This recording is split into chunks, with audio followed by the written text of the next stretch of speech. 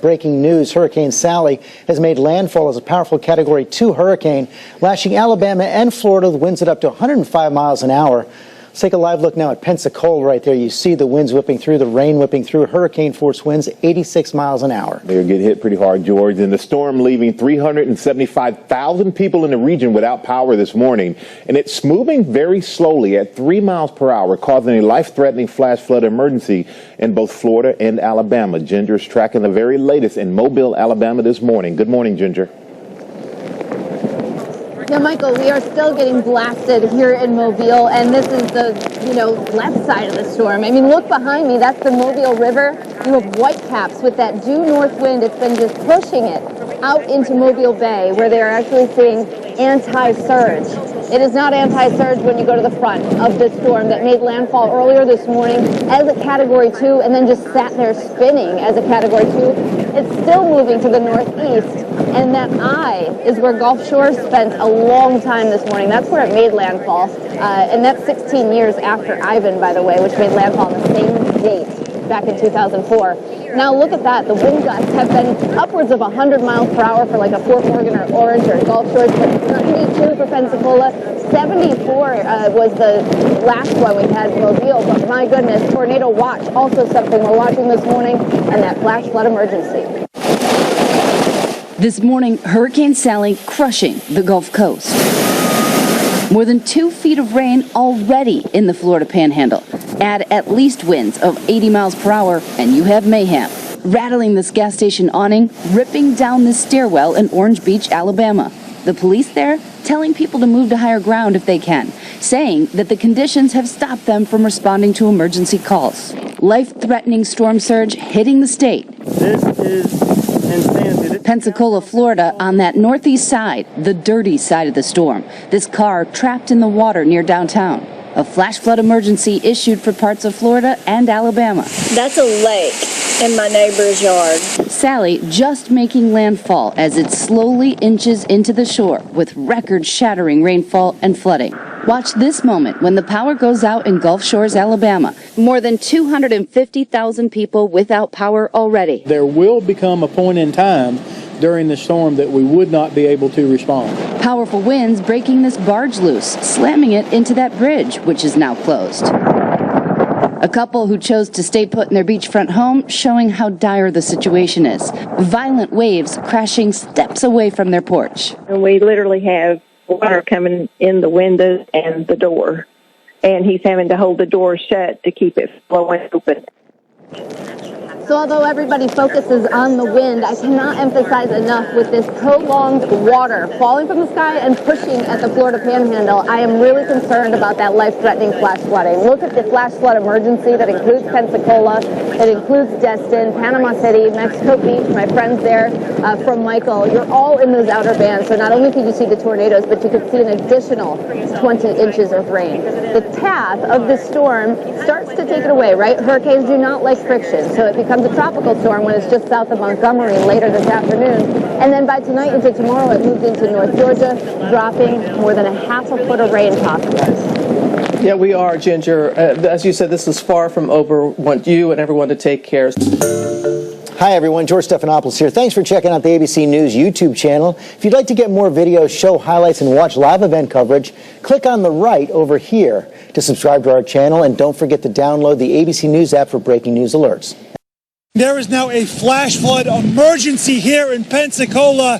The parking lot that I'm in is basically a makeshift swimming pool at this point. It might be hard to see. There is a dumpster over my shoulder down there that was not here earlier this morning. The floodwater strong enough, they actually pulled in a multiple-ton dumpster with cars, water right now above the wheel well, approaching the door handles. Look at this. A couple feet of water below me, and guys, we are looking at potentially 12 more hours of torrential rain, putting lives at risk across the region. Overnight, the slow-moving Hurricane Sally grinding toward shore, slamming the Gulf with heavy rains, potentially devastating flooding. Hoping for the best, and that's all we can do. Sally's strong winds tearing down power lines, plunging residents into darkness, flooding homes and roadways, concerning officials. We are anticipating a historic flood event throughout the coast and throughout the county. When storms slow down, rain totals pile up. And with Sally crawling at just 2 miles an hour, projections show many spots could get soaked by 20 inches and up to 30 in isolated areas. Coastal cities in Alabama, Mississippi, and Florida could take the biggest hit. Thomas Derbies worries about the more than 1 million oysters he's yet to harvest. You're looking at over $750,000 worth of lost oysters? We're praying that it doesn't get that way. We're crossing our fingers, but for right now, yeah, it could be a substantial loss for us. In Biloxi, Mississippi, residents are preparing for choked off roads. Truck's gassed up, boat's gassed up, so I'm ready. The National Weather Service has been warning residents not to waste time getting out. The saying that the National Weather Service has is hide from the wind, run from the water. And so now is the time to run from the water. One couple literally running while they still can before Sally hits. Did you consider evacuation at any point? I think if we would have known a couple days ago what we know now, potentially, but now it's a little too late, I think, for us to go anywhere, so we're just going to stay put. Last-minute prayers, hopefully answered. We still hope and pray that Sally will not bring that type of pain and heartache, but my fellow Alabamians, Hurricane Sally is not to be taken for granted. As we see debris like this just whipping through the water right now, the storm surge last update was about 5 feet, guys.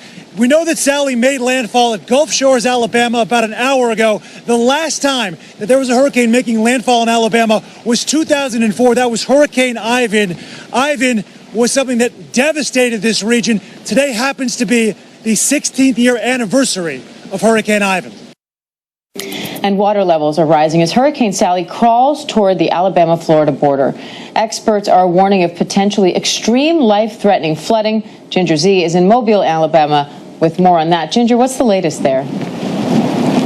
Well, Diane, you can see the rain has stopped here. We're on the ragged backside of that storm that made landfall earlier this morning as a Cat 2. It is down to a Cat 1 with max sustained winds of 80. Look behind me, though. We're still seeing this Mobile River kick, and it's actually negative surge or anti-surge moving through the Mobile Bay. So that was good news water-wise over here. We had a lot of wind damage with gusts up to 80, but look at that radar. You still have significant rain falling, and we're talking about more than 25 inches that fell by this morning and another 20 on top of that possible. So Panama City getting some of those outer bands nearly to Tallahassee, and now the outer shield has made its way up to Montgomery, even Dothan feeling this heavy rain. So I think flash flooding and high water rescues are going to be possible well inland. The storm now moving the fastest it has in about 24 hours, moving north-northeast at 5 miles per hour. It will start to pick up speed by tonight into tomorrow as it moves and slides into Georgia and then eventually South Carolina. Now North Carolina will be much weaker by then, but it'll have a lot of moisture with it. So really, if I can't emphasize enough that this storm, even though it looks like it's winding down, does not stop the potential for that deadly flash flooding. See how the movement here by Wednesday night, 8 p.m. tonight, you have that front that's been keeping it at the surface at bay and kind of slowing it down. That's opening up like a gate. And then it'll help get picked up by the jet stream eventually as it slides to the northeast. And that's when we see the speed up and less of a flash flood threat. But still going to keep those flood watches up all the way through North Georgia, western South Carolina, North Carolina, far southeastern Tennessee. That's where you see that reach. Even Norfolk, Virginia finds themselves now with a chance of, say, 4 to 6 inches. But I'm really concerned, again, about Atlanta or Montgomery because this is not a storm just for the coast, even though the worst of the damage will be found there.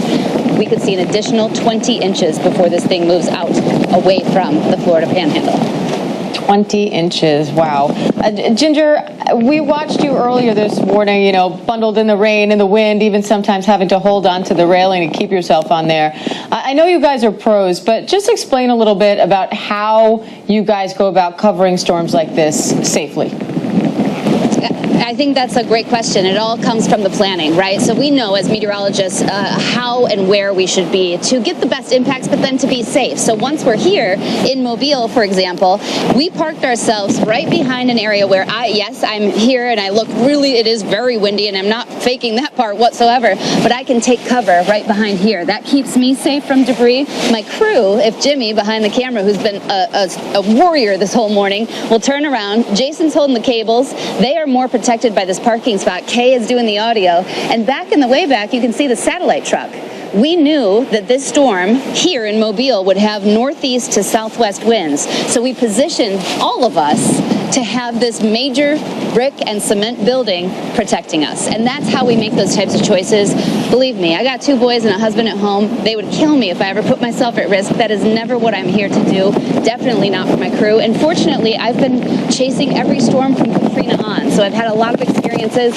Here I knew too, I'd have no flying debris. It's open river behind me. So we're in much better shape when we're in this spot. That's for sure. Yet again, why we were more kind of remind our viewers that just because they see you out in the storm, that they should stay safe inside their homes. Should not. Ginger, thanks so much. And the other thing is oh, go ahead. Oh, I was going to add that the only other thing is you see that I've changed a couple of times. No matter what waterproof clothing you have on, you do get penetrated by that rain. And I'd say that's probably the most unsafe part of the job. I was freezing. I had to go take a hot shower and come back out here to get my body core temperature back up. So I'd say that's the part that I need to figure out. We need waterproof head to toe somehow. Next time I'm doing this with a garbage bag. I'm sure you'd make it look great, Ginger. Let's get you and the crew back inside. Thanks so much. Hi, everyone. George Stephanopoulos here. Thanks for checking out the ABC News YouTube channel. If you'd like to get more videos, show highlights, and watch live event coverage, click on the right over here to subscribe to our channel. And Good evening, and it's great to have you with us here on a very busy Tuesday night. The hurricane, the wildfires, and the ABC News town hall with President Trump amid this pandemic. We will get to it all here, and we begin with Hurricane Sally, set to make landfall within hours. States of emergency warnings up tonight from Louisiana clear across to Florida. This is a slow-moving storm which could make matters worse, expected to dump up to 30 inches of rain with a possible life-threatening storm surge. This hurricane with winds 80 miles per hour. The outer bands already reaching the coast tonight, wind and rain hitting Gulf Shores, Alabama. The images coming in from Florida as well. Rough surf along the shores in Destin, Florida. Flooding already reported tonight. A barge breaking loose, becoming wedged under the Pensacola Bay Bridge. And take a look at the view from space. Bursts of lightning there as this storm closes in on the coast. Hurricane Sally in the coming hours is set to become the 3rd hurricane to make landfall along the Gulf Coast this season alone. So let's get right to Chief Meteorologist Ginger Z with the new track and timing just in tonight. Ginger, what are you expecting? I am expecting Sally by tomorrow morning making landfall, but we have been feeling the impacts all day. I am at the head of the Dog River. This is the Mobile Bay, which is usually very serene. That is obviously not the case with those whitecaps kicking up here. And David, it's as if Sally has been trying to make its way through peanut butter instead of air. It's moving so slow today. It's had a couple of locking systems. I'm going to explain it to you. You see it on satellite. It's about 60-some miles to my south, and it should make landfall again tomorrow morning. So as it churns toward us overnight, we anticipate those really heavy bands of rain, winds of 70 to 80 miles per hour. We've already seen gusts at Fort Morgan above 70, and the timing there shows you along the path. It will make its way then Wednesday afternoon into the far northwest corner of Florida Panhandle and then south of Montgomery and eventually out through South Carolina by the end of the week. Before it does that, we've got a tornado watch from Apalachicola to Mexico Beach, Panama City, you're included, all the way here to Mobile. So watch for some spin in some of those outer bands. You also have to know the timing because this is what's so critical. Tonight we feel that eye shield, right? The shield ahead of the actual eye itself. Watch that stationary front try to trap that storm. 73 mile per hour Mobile, right as it makes landfall somewhere near Gulf Shores or Orange. As it moves to the north, I think we all really feel the impacts along the bay here, and then it should break open and allow it to move east, kicking it out with this trough. Number one, it is all about the rain. 10 to 30 inches of rain right here through Destin to the east of me. And then also the surge with the water pushing up. That combination could be life-threatening with flash flooding, David. We'll be watching straight through the overnight hours into the early morning. Ginger, our thanks to you again tonight. And as you heard Ginger report there, authorities are warning of potentially deadly flooding. The storm crawling its way toward land and moving very slowly once it gets here, which of course is never good. Senior meteorologist Rob Marciano tonight from Pensacola, Florida. Tonight, families from the Florida Panhandle to Louisiana bracing for life-threatening flooding from Hurricane Sally. There's a Category 1 hurricane just 100 miles offshore, and it's not really moving at all. Watches and warnings in effect for 350 miles of coastline. Well, talk about surge. This ain't the Gulf, this is the Bay. These persistent winds just pushing this water up against these seawalls. Those waves also slamming this barge right into the Pensacola Bay Bridge, shutting it down. In Mobile County, Alabama, 2 riverboat casinos and a canal breaking free, crushing a dock. The storm surge began inundating Dauphin Island during high tide on Monday. Several drivers who didn't get out in time found their cars buried in sand. With up to 30 inches of rain forecast in spots, Alabama's governor urging families along the coast to get out if they still can. My fellow Alabamians, Hurricane Sally is not to be taken for granted. The storm now moving away from New Orleans, but not the storm surge. These waves raging on Lake Pontchartrain. So let's get right to Rob Marciano, feeling the effects already tonight. He's live from Pensacola. And Rob, we know the conditions really have been steadily getting worse as the afternoon has been wearing on with you.